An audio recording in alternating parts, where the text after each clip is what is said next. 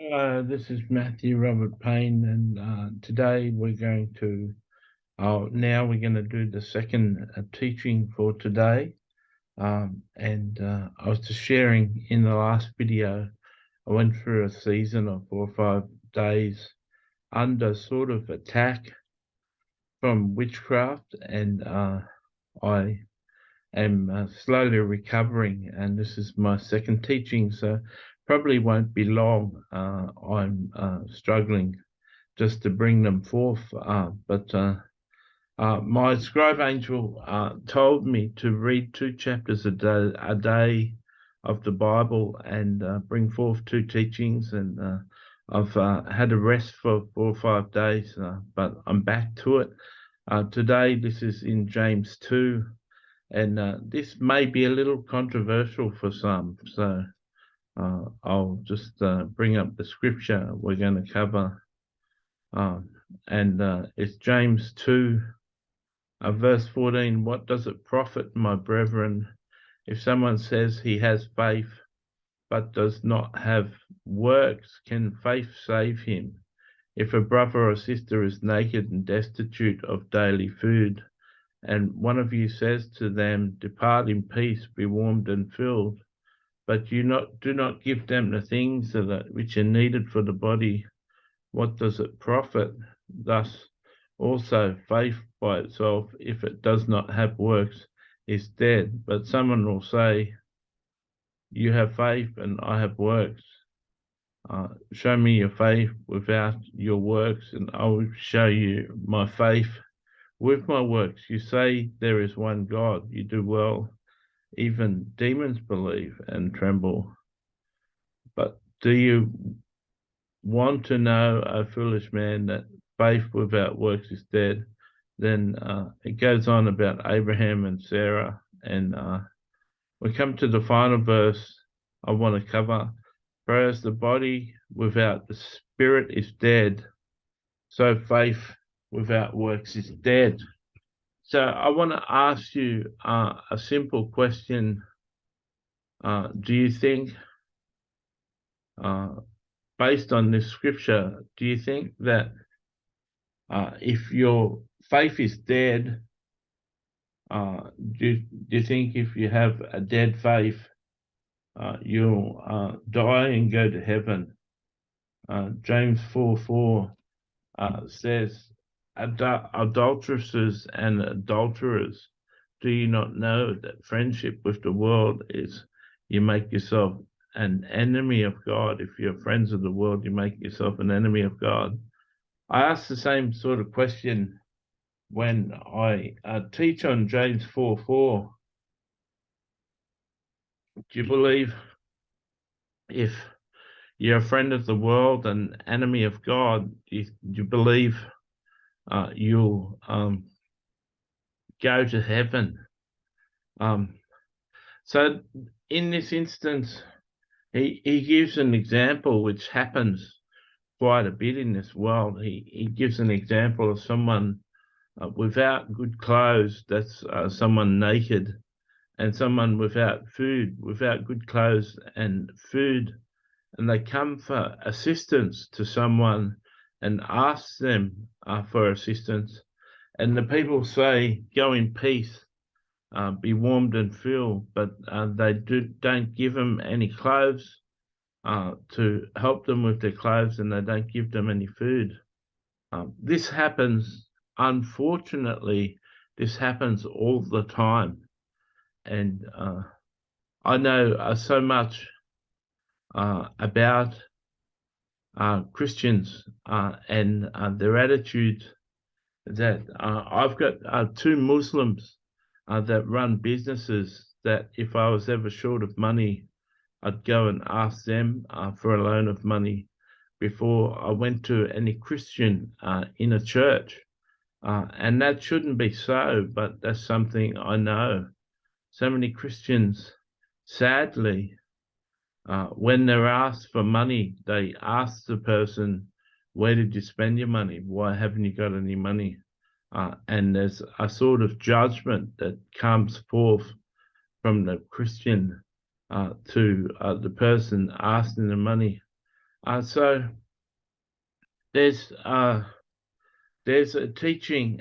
If you've been following my teachings, you'll know that I am pretty outspoken against the hypergrace doctrine, and the hypergrace doctrine basically says that Jesus' death and resurrection was enough for us, and there's nothing we need to do to get into heaven. We've just got to say a sinner's prayer, and then we don't have to do any works.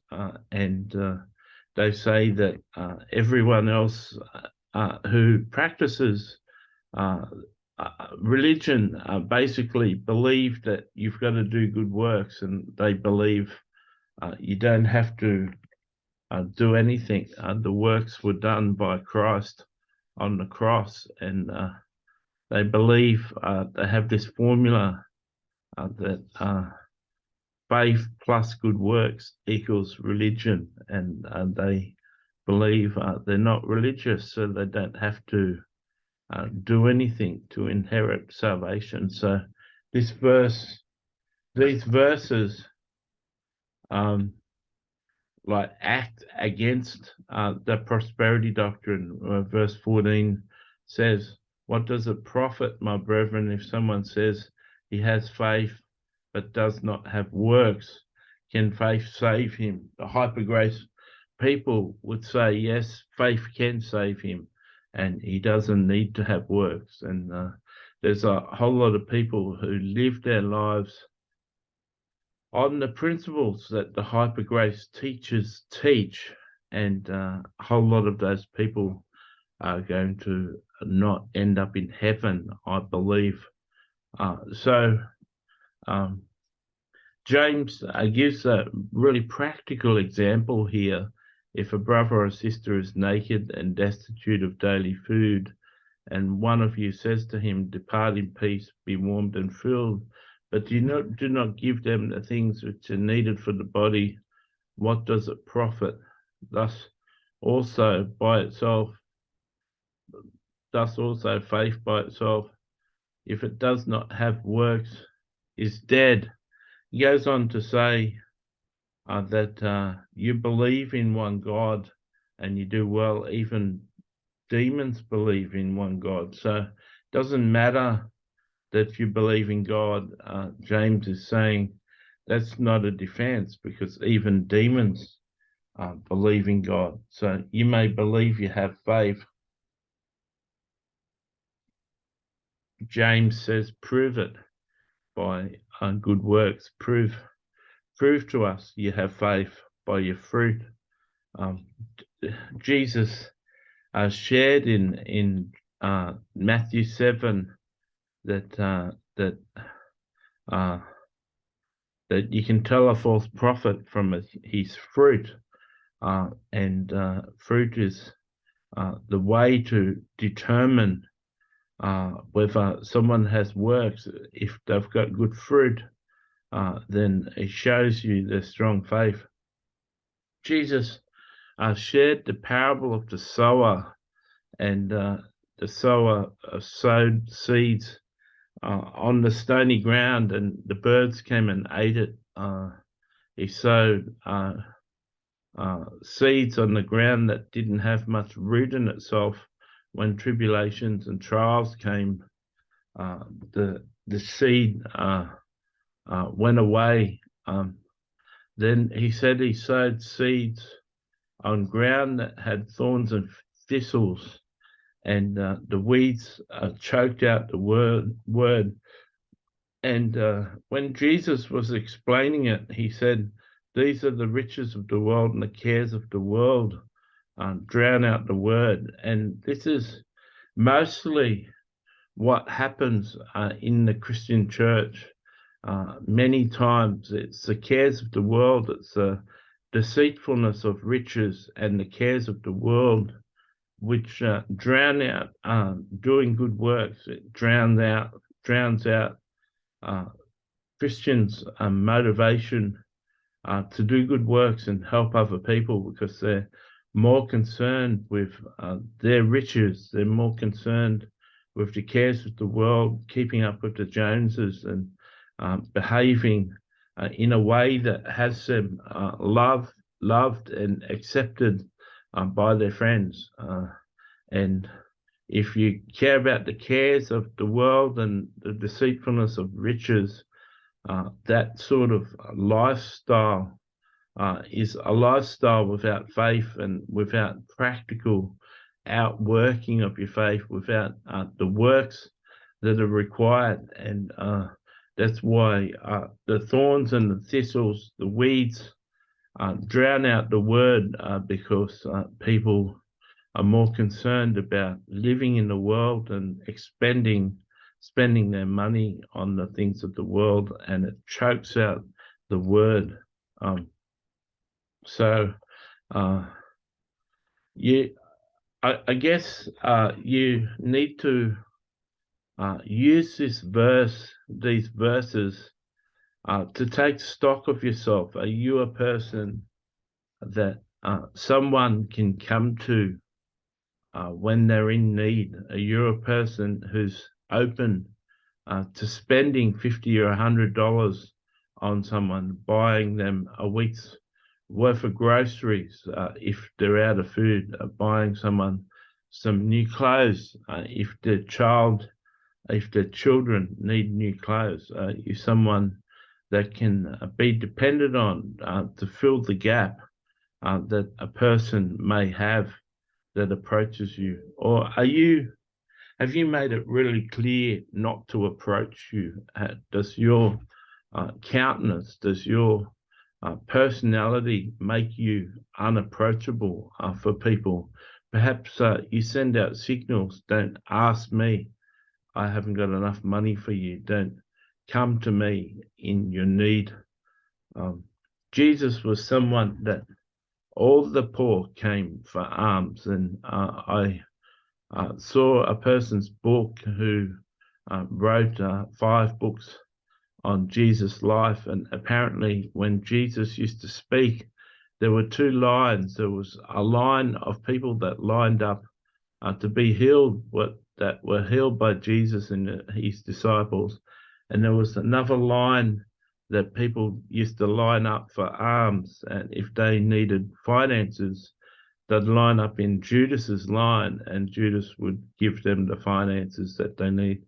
People were always coming to Jesus for alms, for money that they needed, and Jesus and his disciples were given it. People were always coming to Judas and giving him money, and the wealthy and the common man came forth and gave Jesus and his disciples money for them to carry out their ministry. But there was always a line for people who needed alms. And I believe the report of that vision, because that's just so like Jesus. Are you a person who is open to being used to minister to a person's needs? James makes it very clear. He's the brother of Jesus. He's seen Jesus minister. He's seen other disciples minister, and there must have been a few of them with this hyper grace sort of idea that their faith saves them. As long as they've got faith, they can be saved, and they can walk around doing the Christian life, being all very religious, but not doing any good works. And James puts his finger on it here, and puts something that's recorded in Scripture, so people are without excuse. And Jesus will share this Scripture with you if you go to hell and you wonder why you're in hell. He'll be able to share this Scripture with you, saying that you were warned and you didn't take stock of the warning. So verse 26 says, for as the body without the spirit is dead, so faith without works is dead. So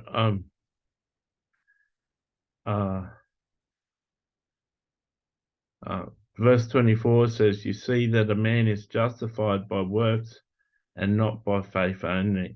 So you may argue, you may be a person who believes that their faith in Jesus has saved them, and you may believe that the sinner's prayer is all you need to pray, and you don't have to do any good works. You have to have no fruit. Remember, Jesus taught in John 15 that he prunes the people. We are the branches, and he says he prunes the people that have fruit so they bear more fruit. And he said those with no fruit he cuts off and throws into the fire. And that's just because you haven't been cut off so far and you have no works and thrown into the fire doesn't mean that that's not going to happen in the future. So I pray that you learned something from this teaching. I'd encourage you to write a comment or to like this post.